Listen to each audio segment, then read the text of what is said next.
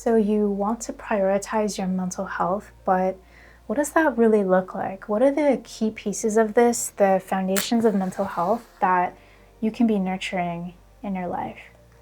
In this video, we'll be continuing our discussion of sleep as a way to prioritize our mental health by talking about some tips to help us sleep better. These sleep habits are sometimes collectively called sleep hygiene.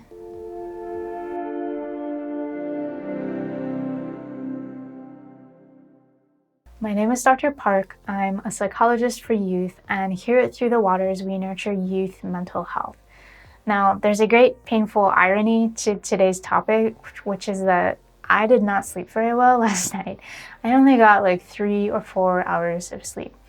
And I'm sharing that to be transparent and to let you know that I'm totally human and in the mix of this right along with you. And I do have lived experience and empathy for sleepless nights.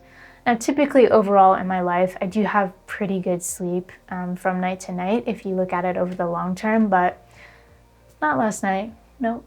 So since today's topic is tips for sleeping better, I'll be sharing with you what I've learned, and then also I'll be trying to continue practicing what I preach in my own life.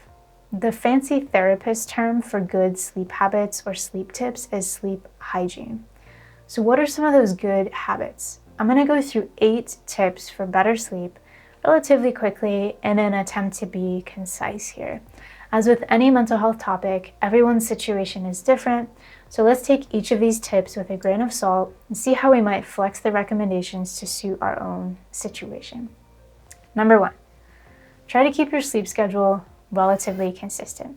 Try to go to bed and wake up kind of around the same time each day, even on the weekends. Number 2, try to create a comfortable sleep environment to the extent that you can.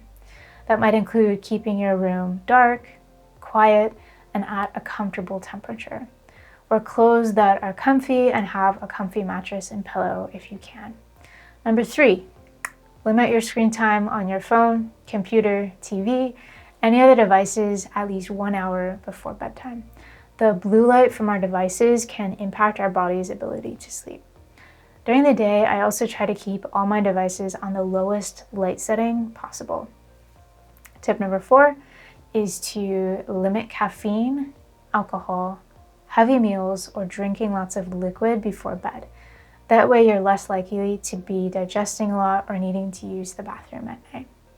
Number 5, exercise regularly during your week, but avoid intense exercise closer to your bedtime. If your exercise involves getting outside and enjoying a little sunshine or social connection, that's extra bonus points since those both benefit our mental health as well. I'm going to be making an entire video for you about exercise since that's another key to prioritizing our mental health. Now, the number 6 sleep tip is noise reduction. And this is the one that I've struggled with the most. How to prevent noise in my surrounding environment from waking me up at night. I have a pair of earplugs that I've been using that have been pretty helpful. Sometimes people find that using a white noise machine like this one or using an app on their phone that plays relaxing sounds can be helpful. In the description below where it says a few of our favorite things, I'll put a link to the earplugs and the noise machine that I just showed you.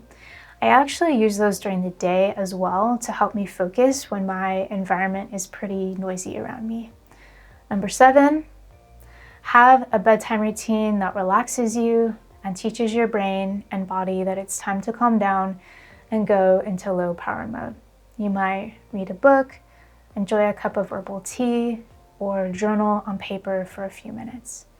Number 8 is the final sleep hygiene tip, which is about naps. I love naps and I love resting. But if you're having a hard time sleeping at night, try to only nap kind of earlier in your day for about 20 to 30 minutes. That way you'll be tired enough to sleep when night comes around again. In other words, it's cool to nap, but try to limit your napping if you're having a hard time falling asleep at night. So, those are some sleep hygiene tips for you. Of course, even if we abide by all of these, realistically, we can still have trouble falling asleep sometimes, or we might find ourselves waking up in the middle of the night. I have found a few things helpful with that, which is accepting that I'm awake rather than trying to control the situation too much. So acceptance is really a big piece. I sometimes listen to an audiobook that has a very monotone, kind of boring narrator voice, and sometimes that helps me fall back to sleep eventually. I try to make the time when I'm awake meaningful, like in the middle of the night, so I don't get overly frustrated about being awake or anxious about what will happen the following day. As with any health topic, if you notice a pattern where you're having trouble sleeping over the long run, remember to talk with your doctor about that. Do you have any favorite sleep tips that have been helpful for you?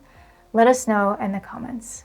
In the description below, you'll find some helpful links, like a free list of coping tools that you can download. You can also sign up for our signature anxiety program called Peace to the People, where we take a deep dive into leveling up your tools for dealing with anxiety. If you found this video helpful, don't forget to like and subscribe. And the next video, we'll talk about hydration.